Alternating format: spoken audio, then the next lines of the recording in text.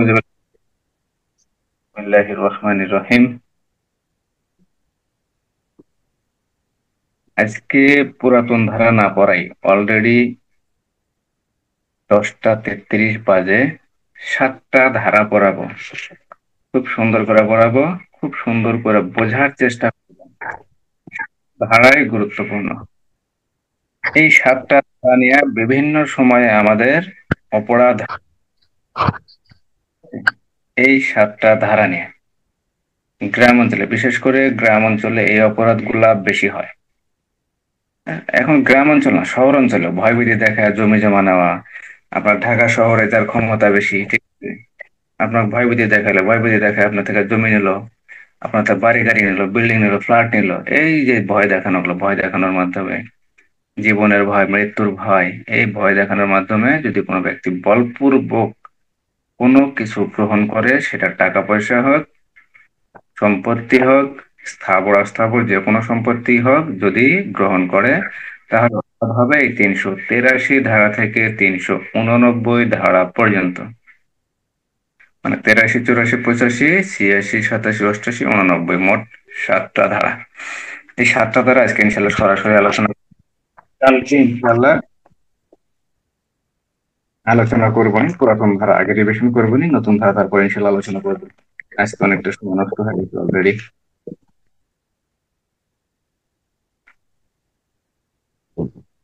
তারপরে একটু পড়ি চুরি। চুরির যে অধ্যায় গতকালকে যে আলোচনা করছিলাম, সেই অধ্যায়টা একটু আলোচনা করি। চুরি, চুরি বলতে কি বোঝায়? কোনো একজন ব্যক্তির দখল সম্পত্তি, মনে করেন এখন যে এনামুল ভাই আপনি ক্লাসে আছেন, আপনার সামনে একটা মোবাইল আছে, মোবাইলটা আপনার দখলভুক্ত সম্পত্তি বা আপনার সম্পত্তি। এই মোবাইলটা যদি কোনো ব্যক্তি অসৎ উদ্দেশ্যে বা অসাধু ভাবে গ্রহণ করার জন্য কি করে, এক স্থান হতে অন্য স্থানে আপনার অনুমতি ব্যতীত যদি স্থানান্তর করে, অর্থাৎ মোবাইলটা যদি সে পকেটে করে নিয়ে চলে যায়, তাহলে সেই ব্যক্তি চুরি করলো বলে গণ্য হবে বা তাকে চুরি বলে। ধারা 378, শাস্তি 379। যদি এই চুরিটা আপনার ঘরে থেকে হয়, অর্থাৎ মোবাইলটা যদি আপনার ঘরে থেকে হয়, বাড়ির থেকে হয়, বা দালান থেকে হয়, বা দালানের কোনো অংশ থেকে হয়, অথবা বাড়ির কোনো একটা অংশ বা কোনো একটা ঘর বা কোনো একটা কক্ষ থেকে হয়, অথবা বাড়ির সাথে যে বারান্দা থাকে বা রুমের সাথে যে বারান্দা থাকে, সে বারান্দা থেকেও যদি কোনো ব্যক্তি চুরি করে, তাহলে সেই ব্যক্তি বাসগৃহ থেকে চুরি করে বলে গণ্য হবে। তার মানে এখানে বলা যায় বা বোঝা যায় যে আপনার ঘর বাড়ি দালান বিল্ডিং কক্ষর সাথে যাই কিছু থাক, সেটা বারান্দা থাক বা বেলকনি থাক বা অন্য কোনো অংশ, যদি নির্দিষ্ট কোনো অংশ যদি থাকে, সেই অংশ থেকে যদি বাড়ির সাথে সংযুক্ত থাকে এবং সেই অংশ থেকে যদি কোনো ব্যক্তি চুরি করে, তাহলে অবশ্যই বাসগৃহ থেকে সে চুরি করেছে বলে গণ্য হবে। অর্থাৎ আপনার ঘরের সাথে ব্যালকনি থাক, বা ঘরের সাথে যদি আপনার মনে করেন যে অনেক এখন মানুষ আছে, আধুনিক মানুষ আছে, মনে করেন ঘরের সাইডে মসজিদের মতো ছোট করে একটা জায়গা করে নামাজ আদায় করার জন্য, এই জাতীয় যদি কিছু হয়, সেটাও কি আপনার বাসগৃহ থেকে চুরি বলে গণ্য হবে। তাহলে যদি কোনো ব্যক্তি বাসগৃহ থেকে চুরি করে, তাহলে শাস্তি হবে 380। আর কেরানি অথবা ভৃত্য বা চাকর, আপনার যে চাকর আছে, আপনি যাকে কাজ করার জন্য বাড়িতে রাখছেন, সেই ব্যক্তি যদি আপনার কোনো সম্পত্তি যদি চুরি করে, যাকে আপনি দেখাশোনার জন্য নিয়োগপ্রাপ্ত করছেন, অর্থাৎ বেড়ায় যায় খাত খায়। গ্রামের মানুষ কিছু কিছু কথা বলে, যে বেড়া দিলাম ক্ষেত রক্ষা করার জন্য, এখন দেখি বেড়ায় ক্ষেত খায়। ঠিক আছে, এরূপ যদি হয়, যে চাকর আপনি নিয়োগ দিচ্ছেন কোনো সম্পত্তি দেখাশোনা করার জন্য, অথবা কোনো ব্যক্তিকে আপনি কেরানি হিসেবে নিয়োগ করা হয়েছে আপনার অফিসের দেখাশোনা করার জন্য, সেই অফিসে যদি কোনো কিছু চুরি করে, তাহলে সেই ব্যক্তি কি হবে, অবশ্যই অপরাধী হবে। তাহলে কেরানি অথবা চাকর কর্তৃক চুরি অপরাধের শাস্তি ধারা 381 382 ধারায় বলা হয়েছে, আপনি চুরি করতে যাবেন, ঠিক আছে, চুরি করতে যাওয়ার ক্ষেত্রে আপনার মনে হইতেছে যদি আমি ধরা খাই, আমি যদি আটকা পড়ি বা আমাকে যদি ধরে ফেলে, তাহলে তো সেখান থেকে আমাকে ছাড়ে আসতে হবে। ছেড়ে আসার জন্য যদি আপনি মনে মনে ভাবেন যে আমি কাউকে আঘাত করব, সেটা আঘাতে মৃত্যু হতে পারে, তারপর আপনার গুরুতর আঘাত হতে পারে, বা সামান্য আঘাত হতে পারে, বা বল প্রয়োগ হতে পারে। এই জাতীয় কোনো আঘাত করার জন্য আপনি যদি কোনো ধারালো অস্ত্র বা কোনো রিভলভার বা কোনো অস্ত্র যদি রাখেন, যে আপনার কি, আপনার উদ্দেশ্য হলো আপনি ছেড়ে আসবেন, ছেড়ে আসার উদ্দেশ্যে কোনো অস্ত্র রাখলেন, বা কোনো রিভলভার রাখলেন, বা কোনো তলোয়ার রাখলেন, বা কোনো ছুরি বা কোনো চাকু রাখলেন, এই চাকু রাখা পর্যন্তই অপরাধটা হবে ধারা 382। আর যখনই আপনি এই চাকু বা রিভলভার বা এই অস্ত্র আপনি ব্যবহার করবেন তখন চলে যাবে দস্যুতা, তখন দস্যু ধারা 390, 92 এই জাতীয় ধারা থেকে চলে যাবে। তাহলে ধারা 378-এ চুরি, 78 থেকে 79-তে শাস্তি, আর 80-তে বলা হয়েছে বাসগৃহতে যদি কোনো ব্যক্তি অপরাধ করে বা চুরি করে তাহলে তার শাস্তি। ধারা 381-তে কেরানি অথবা চাকর কর্তৃক চুরির শাস্তি। ধারা 382-তে আপনি কাউকে আঘাত দান করার জন্য যদি প্রস্তুতি নিয়ে যদি চুরি করেন তাহলে সেক্ষেত্রে আপনার অপরাধ হবে ধারা 382। ধারা 383, বলপূর্বক গ্রহণ। বলপূর্বক গ্রহণ, এখানে কথাতেই বোঝা যায় যে বলপূর্বক গ্রহণ। মনে করেন আপনি আপনার প্রতিবেশী কাউকে যদি বলেন যে তুমি তোমার জমিটা আমাকে লেখা দাও, কেউ দেবে? কখনোই না, এটা কখনোই সম্ভব না।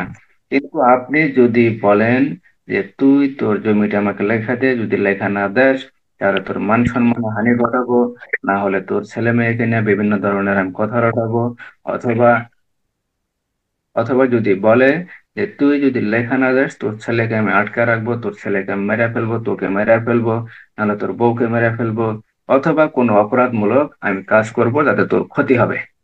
ঠিক আছে, এরূপ ভয়ভীতি প্রদর্শন করে যদি কি করা হয়, কোনো ব্যক্তির নিকট থেকে সম্পত্তি যদি গ্রহণ করা হয় তাহলে তাকে কি বলা হয়? বলপূর্বক সম্পত্তি গ্রহণ, ধারা 383।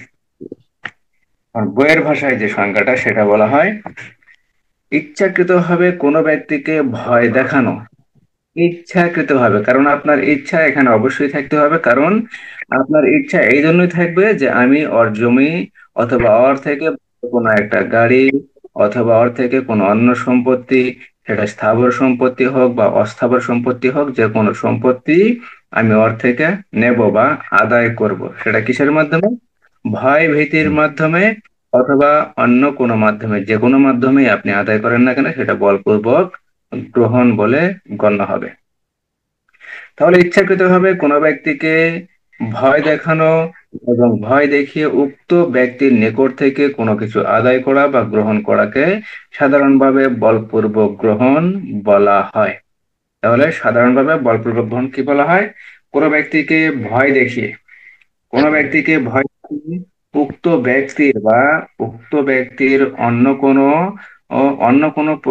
ব্যক্তির প্রতি, মনে করেন আমি ভয় দেখালাম আপনাকে, আমি এনামুল ভাইকে ভয় দেখালাম যে আপনি যদি আমাকে এই জমিটা না দেন তাহলে আপনাকে আমি মেরে ফেলবো, অথবা আপনি যদি জমিটা না দেন তাহলে আমি আপনার কোনো ক্ষতি করব, অথবা আপনার ছেলের অথবা আপনার মেয়ের আমি কোনো ক্ষতি করব।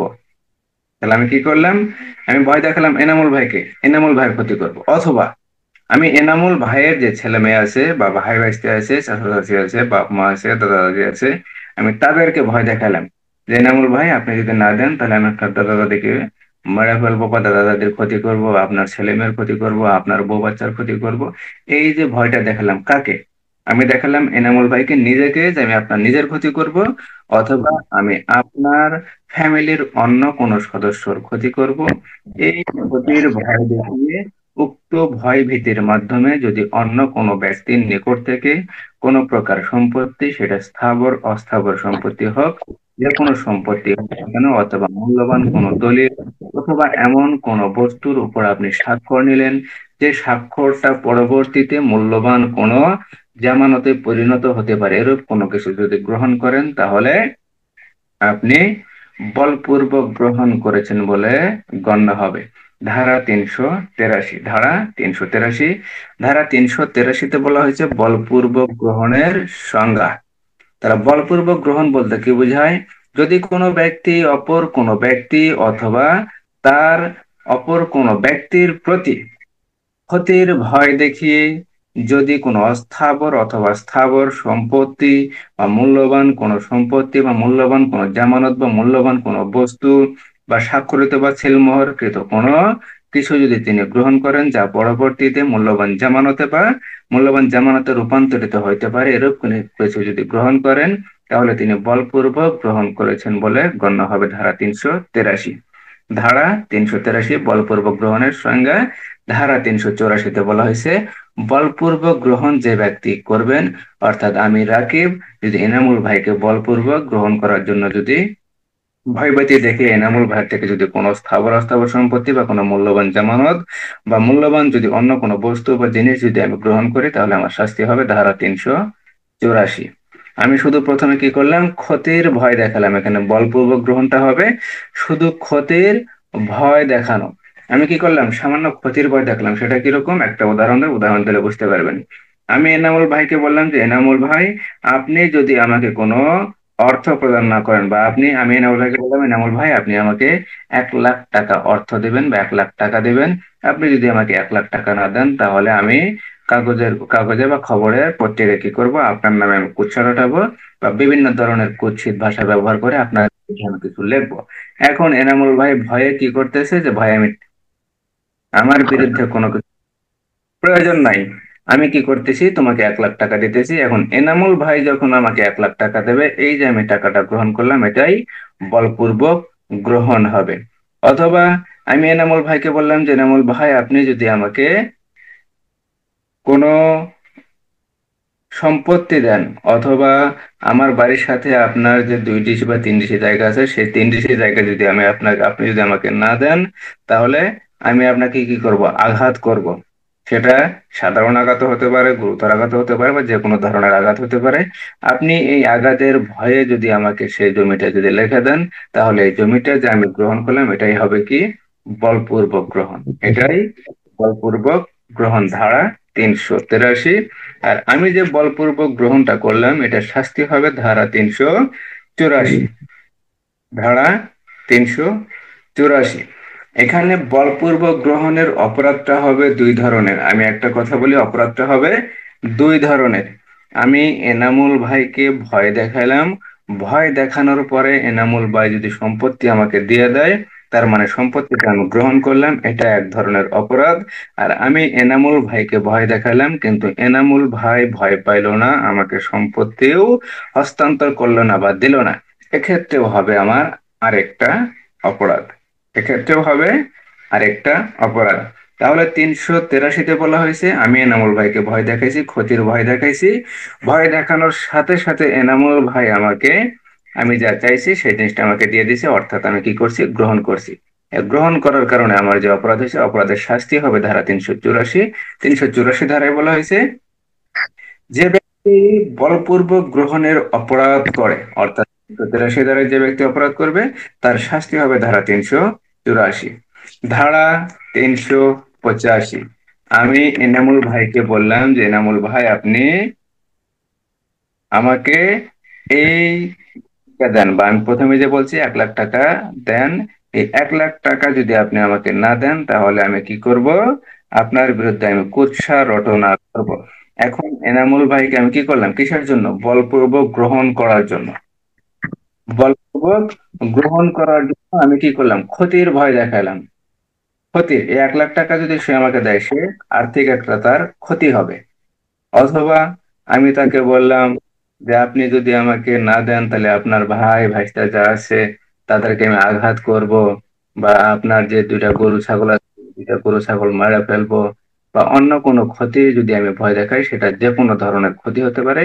এখানে 385 ধারায় বলা হয়েছে শুধু ক্ষতি, শুধু ক্ষতির যদি ভয় দেখায়, এক্ষেত্রে বলপূর্বক গ্রহণ করার উদ্দেশ্যে আমি ক্ষতির ভয় দেখাইলাম, কিন্তু ভয় দেখানোর পরে কি করলাম, আমি ভয় দেখানোর উদ্যোগ নিলাম যে আপনি যদি আমাকে না দেন, তাহলে আপনার ক্ষতি করে দেব, আপনার এই করে দেব, আপনার সেই করে দেব। আমি এই যে উদ্যোগটা নিলাম, এই উদ্যোগ নেওয়ার চেষ্টার শাস্তি হলো ধারা 385। আমি শুধু উদ্যোগটা নিছি, বা আমি শুধু ভয়টা দেখাইছি, কিন্তু এখনো আমি সম্পত্তি গ্রহণ করি নাই, অথবা এনামুল ভাই এখনো আমাকে সম্পত্তি দেয় নাই। এক্ষেত্রে আমার অপরাধ হবে ধারা 385। 383 ধারায় বলা হয়েছে, আমি ক্ষতির ভয় দেখাইছি, ক্ষতির ভয়ে এনামুল ভাই আমাকে সম্পত্তিটা দিয়ে দিছে, দিয়ে দেওয়ার পরে কি হয়েছে, আমার অপরাধ হয়েছে, আমি বলপূর্বক গ্রহণ করছি। এইদিকে বলপূর্বক গ্রহণ করার ক্ষেত্রে যে অপরাধ, অপরাধের শাস্তি ধারা 384। আর 385 ধারায় বলা হয়েছে, আমি বলপূর্বক গ্রহণ করার উদ্দেশ্যে এনামুল ভাইকে ক্ষতির ভয় দেখাইছি, ক্ষতির ভয় দেখাইছি বা ক্ষতির ভয় দেখানোর চেষ্টা করছি, বা ক্ষতির ভয় দেখানোর কি করছি, উদ্যোগ গ্রহণ করছি। কিন্তু এখনো আমি সম্পত্তি হাতে পাই নাই বা আমি সম্পত্তি এখনো গ্রহণ করি নাই।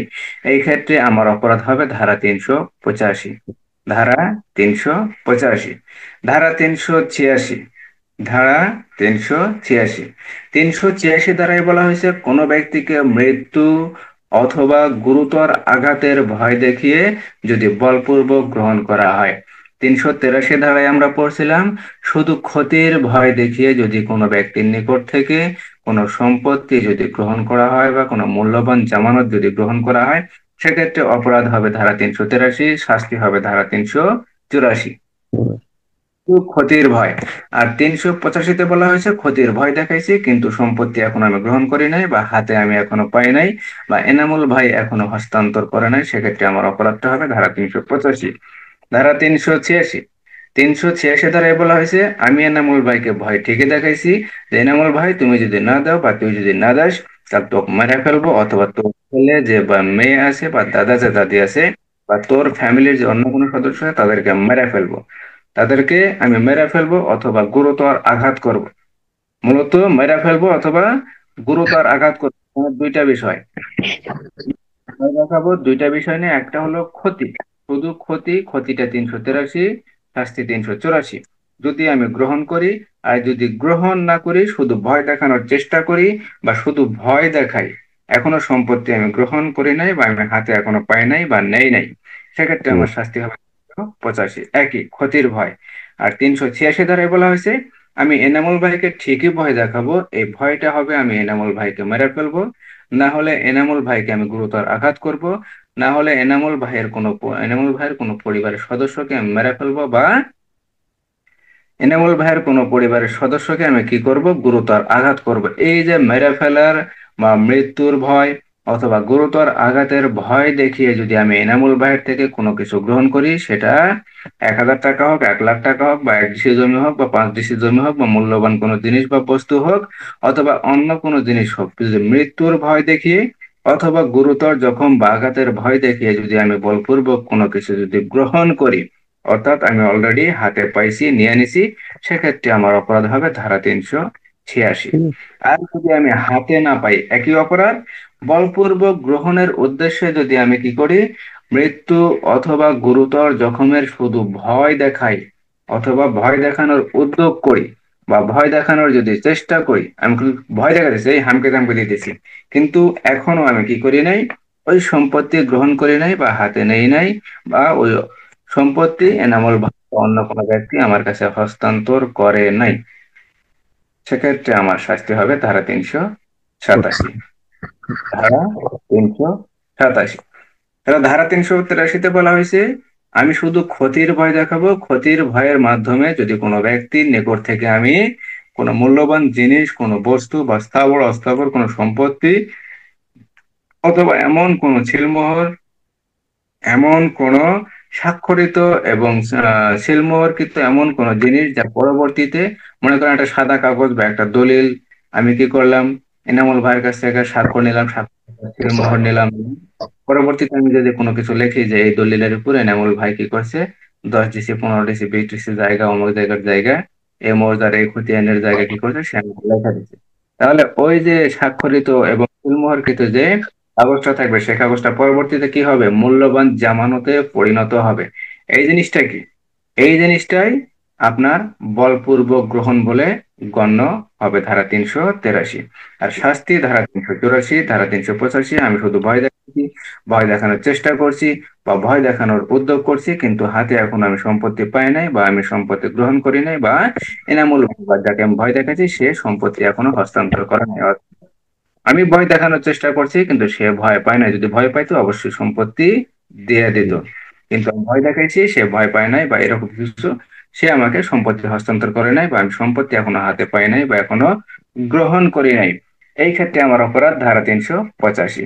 আর 386 ধারায় বলা হয়েছে আমি ভয়টা থেকেই দেখাবো কিন্তু ভয়টা এখানে আমি মৃত্যুর ভয় দেখাবো অথবা গুরুতর জখমের ভয় দেখাবো, এই মৃত্যু বা গুরুতর জখমের ভয় দেখিয়ে আমি যদি কোনো ব্যক্তির নিকট থেকে কোনো মূল্যবান দলিল বস্তু জিনিস ওই একই কথা যদি কোনো কিছু গ্রহণ করি তাহলে আমার অপরাধ হবে ধারা 386। 386 ধারায় আমার শাস্তি হবে ধারা 386। 387 ধারায় একই কথা। আমি কি করছি? বলপূর্বক গ্রহণ, আমি এনামুল ভাইয়ের থেকে বলপূর্বক গ্রহণ করব। সেই বলপূর্বক গ্রহণ করার উদ্দেশ্যে আমি এনামুল ভাইকে মৃত্যু অথবা গুরুতর জখমের ভয় দেখাইছি, কিন্তু এখনো আমি সম্পত্তি পাই নাই বা গ্রহণ করি নাই বা এনামুল ভাই হস্তান্তর করে নাই। সেক্ষেত্রে আমার অপরাধ হবে ধারা 387। ধারা 387। তাহলে ধারা 383 থেকে ধারা 387 পর্যন্ত বুঝতে কোনো সমস্যা আছে?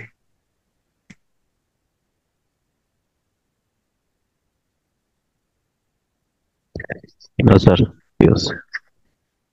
দুইটা জিনিস, একটা আমি গ্রহণ করছি অপরাধ, একটা গ্রহণ করি নাই। আর দুইটা জিনিস, একটা হলো সাধারণ ক্ষতি, একটা হলো মৃত্যু অথবা গুরুতর জখম। মৃত্যু আর গুরুতর জখম 386 এবং 388। এটা খুবই সুন্দর, আমার খুবই ভালো লাগে। 388, মৃত্যুদণ্ড অথবা যাবজ্জীবন কারাদণ্ড অথবা 10 বছরের অধিক। কত বছর? 10 বছর। 10 বছর অথবা 10 বছরের অধিক কোন কারাদণ্ডে দণ্ডনীয় অপরাধের অভিযোগে অভিযুক্ত করার জন্য ভয় দেখিয়ে কি? ভয় দেখিয়ে বলপূর্বক গ্রহণ। জিনিসটা মাথায় রাখবেন। আমি এনামুল ভাইকে বললাম যে এনামুল ভাই, সবগুলো উদাহরণ আমি এনামুল ভাইকেই দিয়ে দিলাম। তো এনামুল ভাইকে আমি বললাম যে এনামুল ভাই, আপনি যদি আমাকে এই বাড়িটা লেখা না দেন তাহলে আপনার বিরুদ্ধে আমি একটা অভিযোগ করব। কি অভিযোগ করব? আমি এমন কোন অভিযোগ করব যে অভিযোগের শাস্তি হবে কি?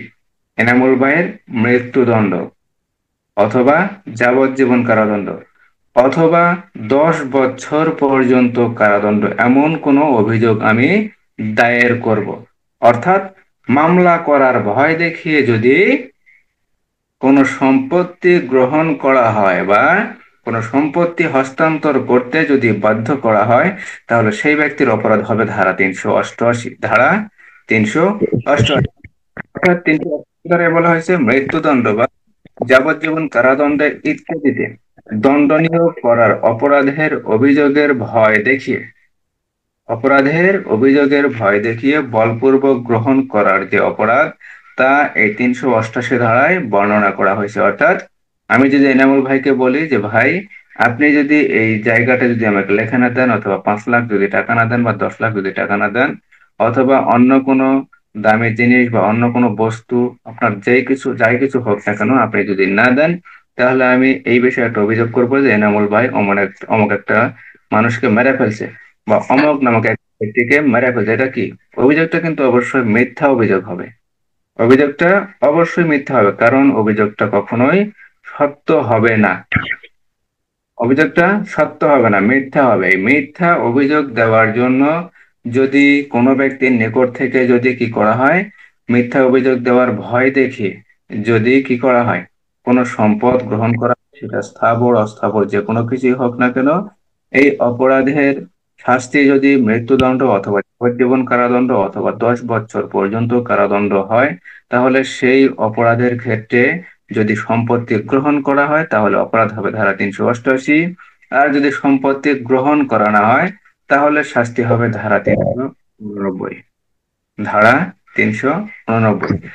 383 ধারা থেকে 389 ধারা পর্যন্ত একটার সাথে আর একটার মিল আছে। একটা গ্রহণ, একটা গ্রহণ করে নাই, একটা মৃত্যু অথবা গুরুতর জখমের ভয় দেখিয়ে গ্রহণ, আর একটা বলপূর্বক গ্রহণের উদ্দেশ্যে মৃত্যু বা গুরুতর জখমের ভয় দেখানো। প্রত্যেকটা অপরাধী কি বলপূর্বক গ্রহণ করার উদ্দেশ্যে। একটা হলো বলপূর্বক গ্রহণ করা, অলরেডি করে ফেলছে। একটা বলপূর্বক গ্রহণ করার উদ্দেশ্যে ভয় দেখানো হয়েছে। একটা বলপূর্বক গ্রহণ করার উদ্দেশ্যে কি করা হয়েছে? মৃত্যু বা গুরুতর জখমের ভয় দেখিয়ে বলপূর্বক গ্রহণ করা হয়েছে। আর একটা মৃত্যু বা গুরুতর জখমের ভয় দেখিয়ে বলপূর্বক গ্রহণ করার উদ্দেশ্যে এই ভয়টা দেখানো হয়েছে ধারা 387। 388-তে বলা হয়েছে ভাই, আপনি যদি, তাহলে এমন একটা মামলা করব বা এমন একটা অভিযোগ আমি দায়ের করব যে অভিযোগের শাস্তি হবে আপনার মৃত্যুদণ্ড অথবা যাবজ্জীবন কারাদণ্ড অথবা 10 বছর কারাদণ্ড। এরূপ কোন কারাদণ্ডে অভিযুক্ত করার অপরাধে যদি কোনো ব্যক্তিকে যদি কি করা হয়, কোনো ব্যক্তিকে যদি আপনার কোনো সম্পত্তি অর্পণে যদি বাধ্য করা হয়, বা কোনো ব্যক্তির নিকট থেকে যদি কোনো সম্পত্তি যদি কি করা হয়, গ্রহণ করা হয়, তাহলে সেই ব্যক্তির অপরাধ হবে ধারা 388। আর 389 ধারায় একই কথা, আপনার উদ্দেশ্য থাকবে বলপূর্বক গ্রহণ।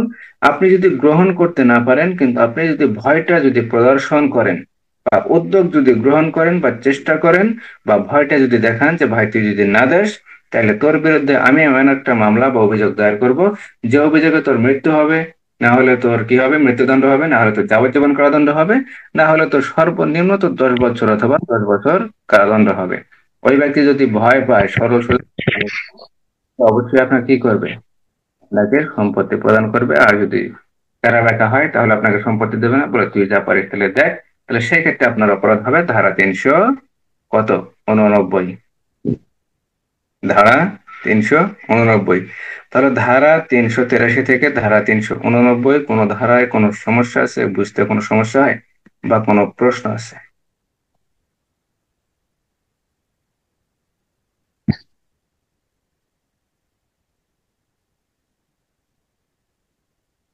সমস্যা নাই স্যার। এখানে বলপূর্বক সম্পত্তি গ্রহণ বা বলপূর্বক গ্রহণ এবং চুরি, এই দুইটার ভিতরে অনেক সময় কি আপনার পার্থক্যের প্রশ্ন হয়, যে বলপূর্বক গ্রহণ এবং চুরি এই দুইটার মধ্যে পার্থক্য কি, বিস্তারিত আলোচনা করব। এখন বলপূর্বক গ্রহণ আর চুরি যদি আমি না বুঝি, তাহলে পার্থক্য করা আমার পক্ষে কখনোই সম্ভব না। বলপূর্বক গ্রহণ এবং চুরির মধ্যে পার্থক্য হলো নিম্নরূপ। প্রথম নাম্বার কোটেশন, বলপূর্বক গ্রহণের ক্ষেত্রে অবশ্যই জোর জবরদস্তি করে সম্মতি আদায় করে কি করতে হবে, বলপূর্বক সম্মতি, বলপূর্বক গ্রহণ করতে হবে। অর্থাৎ কোনো সম্পত্তি যদি আপনি গ্রহণ করেন, সেক্ষেত্রে বলপূর্বক গ্রহণের ক্ষেত্রে অবশ্যই জোরপূর্বক হোক, ভয়ভীতি প্রদর্শন করে হোক, আপনি কি করবেন, সম্মতি আদায় করবেন। সম্মতি আদায় করার পর বলপূর্বক গ্রহণ করবেন। আর চুরির ক্ষেত্রে কি, আপনি সম্মতি আদায় করার প্রয়োজন নাই। অর্থাৎ আপনি কি সম্মতি ব্যতীত এক স্থান হতে অন্য স্থানে স্থানান্তর করেন, বিধায় কি হয়, চুরি হয়।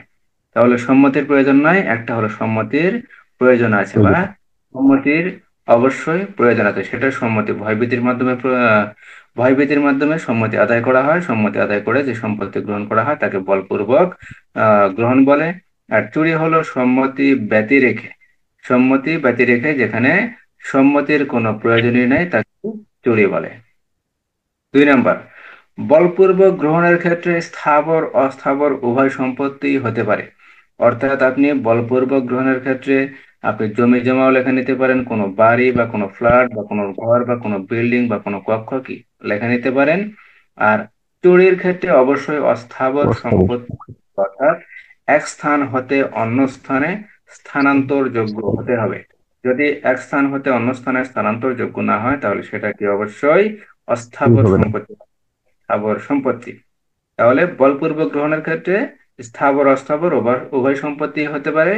আর চুরির ক্ষেত্রে অবশ্যই অস্থাবর সম্পত্তি হতে হবে। 3 নাম্বার, বলপূর্বক গ্রহণের মধ্যে ক্ষতির ভয় সৃষ্টি করার জন্য শক্তি প্রয়োগের কি উপাদান বিদ্যমান। অর্থাৎ বলপূর্বক যে আপনি গ্রহণ করবেন, সেই গ্রহণের ক্ষেত্রে অবশ্যই ভয়ভীতি প্রদর্শন করতে হবে। আর চুরির ক্ষেত্রে ভয়ভীতি প্রদর্শন করার কোনো প্রয়োজন নাই। চুরির বলপূর্বক গ্রহণের অপরাধ ধারা 383, ধারা 84, 385, 386, 387, 388, 389। বলপূর্বক গ্রহণ, কারণ এখানে সাধারণ ক্ষতি থেকে শুরু করে আপনার মেরে ফেলার ভয় পর্যন্ত এবং মৃত্যু বা যাবজ্জীবন কারাদণ্ড অথবা 10 বছর কারাদণ্ডে অভিযোগে অভিযুক্ত করার জন্য কি ভয় দেখানো হয়, সেক্ষেত্রে 388, 389 ধারায় বলপূর্বক গ্রহণের শাস্তি। আর চুরির ক্ষেত্রে চুরি 378, শাস্তি 379, 380, 381, 382। তাহলে চারটা হয়ে গেল। যখনই আপনি কোনো পার্থক্যের চারটা কোটেশন দেবেন, তখনই কি হবে, আপনার সেই পার্থক্যটা একটা পূর্ণাঙ্গ পার্থক্য হবে। এখানে যদি আপনি বলপূর্বক গ্রহণের যদি একটা সংজ্ঞা দেন, আর চুরির যদি একটা সংজ্ঞা দেন, তাহলে আপনার 5টা করে কোটেশন হলো। আপনার মার্কই থাকে 1.5, 2, 2.5, এর বেশি লেখার আর প্রয়োজন নাই, তবে সর্বনিম্ন 4টা পার্থক্য অবশ্যই দেখতে হবে। 2টা পার্থক্যের ক্ষেত্রে, যেমন চুরি এবং বলপূর্বক গ্রহণের যদি আপনি পার্থক্য লেখেন, অবশ্যই 1, 2, 3, 4টা কলামে 4টা করে পার্থক্য অবশ্যই লেখা দেবেন। সেই সাথে ধারার অবশ্যই উল্লেখ থাকতে হবে। ধারার অবশ্যই উল্লেখ থাকতে হবে। চুরির যেমন ধারা আছে 378, সংজ্ঞার ধারা 383, বলপূর্বক গ্রহণের ধারা। আর শাস্তি দিতে পারেন যে চুরির ধারার শাস্তি এত, বলপূর্বক গ্রহণের ধারা এত, আর চুরির শাস্তি 379, 80, 81, 82, আর বলপূর্বক গ্রহণের শাস্তি 384, 85, 86, 87, 88, 89। তাহলে ধারা 383 হতে ধারা 389 পর্যন্ত বুঝতে কোনো সমস্যা নাই। আর পার্থক্য তো নিজেরাই বোঝা যায়, নিজেরাই বের করা যায় যদি সংজ্ঞা পড়া যায়, বা যদি সংজ্ঞা বোঝা যায়, তাহলে নিজেরাই বের করা যায়। ধারা 383 থেকে ধারা 389। 383 ধারায় বলা হয়েছে বলপূর্বক গ্রহণের সংজ্ঞা, অর্থাৎ যদি কোনো ব্যক্তি অপর কোনো ব্যক্তিকে ক্ষতির ভয় দেখিয়ে যদি কোনো সম্পত্তি গ্রহণ করেন, বা কোনো স্থাবর অস্থাবর সম্পত্তি যদি গ্রহণ করেন, অথবা কোনো মূল্যবান জামানত যদি প্রদানের যদি মূল্যবান কোনো জামানত গ্রহণ করেন, অথবা কোনো স্বাক্ষরিত বা সিলমোহরকৃত কোনো কিছু যা পরবর্তীতে মূল্যবান কোনো বস্তু বা জামানতে পরিণত হতে পারে, এরূপ কোনো কিছু গ্রহণ করেন, তাহলে তাকে বলপূর্বক গ্রহণ করা হয় বলে গণ্য হবে, ধারা 383। আর যে ব্যক্তি বলপূর্বক গ্রহণ করেন তার শাস্তি ধারা 384। আর বলপূর্বক গ্রহণ করার উদ্দেশ্যে আপনি কি করলেন? ক্ষতির ভয় দেখাইলেন, বা ক্ষতির জন্য কি করলেন? উদ্যোগ করলেন বা চেষ্টা করলেন, কিন্তু বলপূর্বক আপনি গ্রহণ করতে পারলেন না, অর্থাৎ ওই ব্যক্তি কি করলেন না? সম্পত্তি হস্তান্তর করলো না, বা আপনি কি করলেন না? সম্পত্তি হাতে পাইলেন না, বা সম্পত্তি গ্রহণ করতে পারলেন না। সেক্ষেত্রে আপনার ক্ষতির যে ভয় দেখাইছেন, বলপূর্বক গ্রহণ করার উদ্দেশ্যে যে আপনি ক্ষতির ভয় দেখাইছেন, এ ভয় দেখানোর জন্য আপনার শাস্তি ধারা 385। ধারা 385। 383-তে আপনি কি করছেন? ক্ষতির ভয়ও দেখাইছেন, সেই সাথে আপনি সম্পত্তি আদায়ও করে নিয়েছেন, অর্থাৎ গ্রহণ করতেন। সেক্ষেত্রে অপরাধ ধারা 383, শাস্তি 384। আর আপনি কি করছেন? ক্ষতির ভয় দেখাইছেন, কিন্তু সম্পত্তি আপনি এখনো পান নাই, সেক্ষেত্রে শাস্তি ধারা 385। ধারা 386, আপনি কি করলেন? ক্ষতির ভয় দেখালেন। কি ক্ষতি? যে মেরে ফেলবো, বা মৃত্যুর ভয় দেখালেন, অথবা গুরুতর জখমের ভয় দেখালেন। ভয় দেখা কি করলেন? আপনি সম্পত্তি গ্রহণ করলেন, বা সম্পত্তি আপনি নিজে নিয়ে নিলেন। সেই ক্ষেত্রে আপনার শাস্তি ধারা 386। কিন্তু বলপূর্বক গ্রহণ করার উদ্দেশ্যে আপনি যদি ভয়ভীতি দেখান, বা মৃত্যুর ভয় দেখান, বা গুরুতর জখমের ভয় দেখান, দেখানোর চেষ্টা করলেন বা উদ্যোগ করলেন, বা আপনি ভয় দেখানো পর্যন্ত স্থির থাকলেন, আপনি সম্পত্তি পাইলেন না, বা সম্পত্তি আপনি গ্রহণ করতে পারলেন না, সেক্ষেত্রে শাস্তি ধারা 387। ঠিক আছে। ধারা 388, ধারা 389, দুইটা একই বিষয়। আপনি কি করলেন? মৃত্যুদণ্ড, যাবজ্জীবন কারাদণ্ড, অথবা 10 বছর কারাদণ্ড, সর্বনিম্ন 10 বছর কারাদণ্ড, বা যে অপরাধের কারাদণ্ড 10 বছর পর্যন্ত হতে পারে, এমন কোন অপরাধ, এমন কোন অপরাধের অভিযুক্ত করার জন্য আপনি যদি ভয় দেখান যে ভাই তুই যদি এই জিনিসটা না দাস, তাহলে আমি তোকে ধর্ষণের মামলায় ফাঁসা দেব, বা তুই রহিম বা করিম বা যদি মধু খুন করছিস, এই অপরাধে কি আমি ফাঁসায় দেব, বা অন্য কোনো অপরাধে আমি কি করবো, তুই দস্যুতা করস, তুই ডাকাতি করস, এই সংক্রান্ত কোনো অপরাধে আমি তোকে ফাঁসায় দেব, বা তোর বিরুদ্ধে আমি একটা মামলা করব বা অভিযোগ দায়ের করব। এই যে অভিযোগের ফলাফল হবে কি? মৃত্যুদণ্ড, যাবজ্জীবন কারাদণ্ড, অথবা 10 বছর পর্যন্ত কারাদণ্ড। এরূপ কোনো অভিযোগে অভিযুক্ত করার যদি ভয় দেখিয়ে যদি কোনো সম্পত্তি যদি গ্রহণ করা হয়, যখনই গ্রহণ করা হবে তখন অপরাধ হবে ধারা 388। আর যখনই ভয়ভীতি শুধু প্রদর্শন করা হবে, বা ভয়ভীতির উদ্যোগ নেওয়া হবে, বা চেষ্টা করা হবে, বা ভয়ভীতি দেখানো হবে, এ পর্যন্তই সীমাবদ্ধ। সম্পত্তি গ্রহণ করা হবে না, বা হয় নাই, বা সম্পত্তি দেয় নাই, তখন অপরাধ হবে ধারা 390। সম্পত্তি গ্রহণ সংক্রান্ত যে অপরাধ, অপরাধগুলো একটু মনে রাখেন। ধারা 384, ধারা 386, ধারা 388, অর্থাৎ জোর সংখ্যা। ধারা 384, ধারা ঠিক 386, আছে। ধারা 388, অর্থাৎ সম্পত্তি গ্রহণ করছে, গ্রহণ করার পর যে অপরাধ। আর ধারা 385, 87, 89 সম্পত্তি গ্রহণ গ্রহণ করা করার হয়। জন্য, অর্থাৎ বলপূর্বক গ্রহণ করার জন্য ভয়ভীতি প্রদর্শন করছে, বা মৃত্যু বা গুরুতর জখমের ভয় দেখাইছে, অথবা মৃত্যুদণ্ড, যাবজ্জীবন কারাদণ্ড অথবা 10 বছর মেয়াদী কোনো কারাদণ্ডে অভিযুক্ত করার জন্য কি করছে, ভয় দেখাইছে, এখনো সম্পত্তি হাতে পায় নাই, সেই ক্ষেত্রে অপরাধ ধারা 385, 87, 89। একটা হলো বিজোড় সংখ্যা। আর 383 ধারায় হলো বলপূর্বক গ্রহণের সংজ্ঞা। বলপূর্বক গ্রহণের সংজ্ঞা অর্থাৎ বলপূর্বক কখন হবে বা কিভাবে নিলে সেটা বলপূর্বক হবে। এখন এনামুল ভাই আমার ছোট ভাই বা আমার বড় ভাই, আমি বলছি, ভাই এই জিনিসটা আমার দরকার, দিয়ে দাও। যদি ইচ্ছায় সদিচ্ছায় যদি দেয়া দেয়, তাহলে সেটা অবশ্যই কি হবে না, বলপূর্বক গ্রহণ হবে না।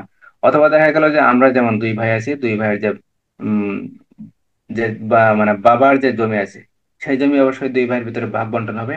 এই ভাগ বন্টনের ক্ষেত্রে বাবা মা যে ভাগ বন্টনটা করে দেবে, এটা ভাগ বন্টনের ক্ষেত্রে বাপ যদি বলে যে ছোট ভাইকে একটু বেশি দাও, আমি যদি ছোট ভাইকে একটু বেশি দিয়ে দিই, বা ছোট ভাই যদি বলে যে না বড় ভাইকে একটু বেশি দিয়ে দাও, তাহলে বড় ভাইকে যদি একটু বেশি দেয়, এক্ষেত্রে যদি আমি ছোট ভাই থেকে যদি একটু গ্রহণ করি, বা ছোট ভাই যদি আমার থেকে একটু বেশি গ্রহণ করে, সেক্ষেত্রে অবশ্যই বলপূর্বক গ্রহণ হবে না, কারণ এখানে ভয়ভীতি প্রদর্শন কিছুই নাই, বা ভয়ভীতি প্রদর্শন করা হয় না। সেটা ক্ষতি হোক, মারাত্মক জখম হোক, মৃত্যুদণ্ড হোক, বা অন্য কোনো অপরাধে অভিযুক্ত করার অপরাধে হোক, যে কোনো কিছুই হোক না কেন, যেখানে ক্ষতির ভয় থাকবে না বা অন্য কোনো করা হবে না, সেখানে কি বলপূর্বক গ্রহণ হবে না।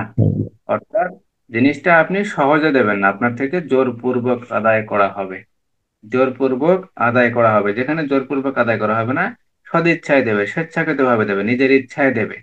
যে আমার বড় ভাই আমি 2 ডিসি বেশি দিলাম, বা আমার ছোট ভাই আমি 5 ডিসি ছেড়ে দিলাম, ও চাষাবাসা করে খায়, কোনো সমস্যা নেই, এটা সম্মতি সহকারে সদিচ্ছায় নিজের ইচ্ছায় যদি দিয়ে দেয়, সেটা অবশ্যই বলপূর্বক গ্রহণ না। কিন্তু জোরপূর্বক যদি ছিনিয়ে নেওয়া হয় বা বাধ্য করা হয়, দিতে যদি বাধ্য করা হয়, সেটা অবশ্যই বলপূর্বক গ্রহণ করা হবে। ধারা 300 সংজ্ঞা 84, 386, 388, অর্থাৎ গ্রহণ করার পর সম্পত্তি, গ্রহণ করার পর অপরাধ। আর ধারা 385, 387, 389, 385, 387, 389, এই তিনটা ধারাতে উদ্যোগ গ্রহণ করা, ভয়ভীতি প্রদর্শনের চেষ্টা করা বা ভয়ের চেষ্টা করা, ভয় দেখানোর চেষ্টা করা, বা ভীতি প্রদর্শনের চেষ্টা করা, অথবা মৃত্যু যখন ভয়ভীতি করার চেষ্টা করা, উদ্যোগ গ্রহণ করা বা চেষ্টা করার শাস্তি, ঠিক আছে। তাহলে 387 আর 389 বলা হয়েছে। আপনার যদি না দেয়, তাহলে অবশ্যই ধর্ষণের মামলা করব, না হলে তুই খুন করছিস খুনের মামলা করব, না হলে তুই ডাকাতের সাথে চলাফেরা করস, ডাকাতি করস, দস্যুতা করস, ঠিক আছে, আর তুই খারাপ লোকদের সাথে মারামারি করে, বিভিন্ন অপরাধের ভয় দেখানো, যে তুই যদি আমাকে যদি না দেস, তাহলে এমন একটা অভিযোগ করবো, এমন একটা মামলা দায়ের করবো, যে মামলায় তোর ফাঁসি হবে, তোর যাবজ্জীবন কারাদণ্ড হবে, তুই মারা যাবি, তুই এই হবে, তুই সে হবে, এই ধরনের যদি ভয়ভীতি দেখায় কোন যদি অভিযুক্ত জন্য, তাহলে অপরাধটি যদি, অপরাধের কারণে যদি কি হয়, যদি সম্পত্তি গ্রহণ না হয়, তাহলে অবশ্যই অপরাধ হবে ধারা 389। ধারা 389। তাহলে মনে রাখার জন্য একটা জিনিস সেটা করতে পারেন, যে 384, 86, 88 সম্পত্তি গ্রহণ করা হয়েছে, অর্থাৎ সম্পত্তি হাতে পাইছে। আর 385, 387, 389 সম্পত্তি হাতে পায় নাই, শুধু উদ্যোগ গ্রহণ করছে, বলপূর্বক গ্রহণ করার জন্য সে চেষ্টা করছে, কিন্তু সফলতা পায় নাই। আমি চেষ্টা করলাম কিন্তু সফলতা পাইলাম না, মনে করেন যে ব্যর্থ হইলাম, সেক্ষেত্রে অপরাধ 385 সাধারণ ক্ষতি, 387 মৃত্যু বা গুরুতর জখমের ভয় দেখানো, বা 389 এখানে বলা হয়েছে মৃত্যুদণ্ড, যাবজ্জীবন কারাদণ্ড অথবা 10 বছর পর্যন্ত কারাদণ্ড হতে পারে। এমন কোন করার জন্য যদি ভয়ভীতি দেখানো হয় বা চেষ্টা করা হয় বা উদ্যোগ গ্রহণ করা হয়, তাহলে অপরাধ ধারা 389। তাহলে 383 থেকে 389 ধারা পর্যন্ত বুঝতে আর কোনো সমস্যা আছে? না স্যার, সমস্যা নেই। এটা শর্ট ভাবে মনে রাখার জন্য 384, 86, 88, তারপর বেজোড় সংখ্যা 385, 87, 89। 87, 89। হ্যাঁ, এটা মনে রাখার জন্য, যদি কোনো সময় যদি ভুলেও যান, যে কোনটা কোনটা হবে, তাহলে অবশ্যই জোড় সংখ্যা জোড় সংখ্যা জোড় সংখ্যা, বেজোড় সংখ্যা বেজোড় সংখ্যা বেজোড় সংখ্যা। আর 383 ধারায় বলা হয়েছে বলপূর্বক গ্রহণের তাদের সংজ্ঞা। সন্ধ্যা। বলপূর্বক গ্রহণের সংজ্ঞা, তারপরে যে 6টা ধারা আছে, 6টা ধারায় আপনার বলা হয়েছে একটা গ্রহণ, একটা সফলতা পান নাই। আপনি ভয় দেখানোর চেষ্টা করছেন কিন্তু সফল হন নাই, আপনি মোটামুটি ব্যর্থ। ঠিক আছে, আপনি ধরে নেন যে ব্যর্থ, মনে রাখার জন্য বলতেছি। আপনি ধরে নেন ব্যর্থ 385, 87, 89 দ্বারায় ব্যর্থ। আর আপনি সফলতা পাইছেন 384, 386, 388। তাহলে সকালের ক্লাসটা 7টা 50, আপনারা 8টার দিকে আসেন। ঠিক আছে, 8টার দিকে আসেন, কোনো সমস্যা নাই। 8টার দিকে আসেন। আগামী 3 ক্লাস অথবা 4 ক্লাসের ভিতরে ইনশাল্লাহ সড়ক পরিবহন আইনটা শেষ করে দেওয়ার চেষ্টা করব। আশা করতেছি ইনশাল্লাহ আমিও আসবো। আগামীকালকে বৃহস্পতিবার, কাজে একটু চাপ যাবে, সমস্যা নেই। সকালবেলা ইনশাল্লাহ অবশ্যই ক্লাসে আসবেন। আর ইনশাল্লাহ সবাই ভালো থাকেন। আর কোনো প্রশ্ন আছে? না স্যার। আমার স্যার সকালে মাস্টার ফেরত আছে স্যার, আমি থাকতে পারবো না। সড়ক পরিবহনটা তো গুরুত্বপূর্ণ, দেওয়া যাবে না। ক্লাস করা এলেন পরে ওটা ভিডিও কলে করুন না দেখুন। আচ্ছা ঠিক আছে, সমস্যা নাই, ইনশাল্লাহ ক্লাস তাহলে হবে। তাহলে ইনশাল্লাহ আসবেন, যে পারবেন সে অবশ্যই ইনশাল্লাহ আসবেন, আসার জি চেষ্টা স্যার। করবেন। মিস করার জন্য। আর কোনো প্রশ্ন?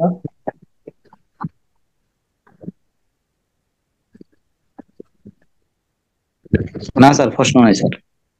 ঠিক আছে, তাহলে ইনশাল্লাহ ভালো থাকেন। আসসালামু আলাইকুম রহমতুল্লাহ। ওয়ালাইকুম আসসালাম ওয়া রাহমাতুল্লাহি ওয়া বারাকাতুহু।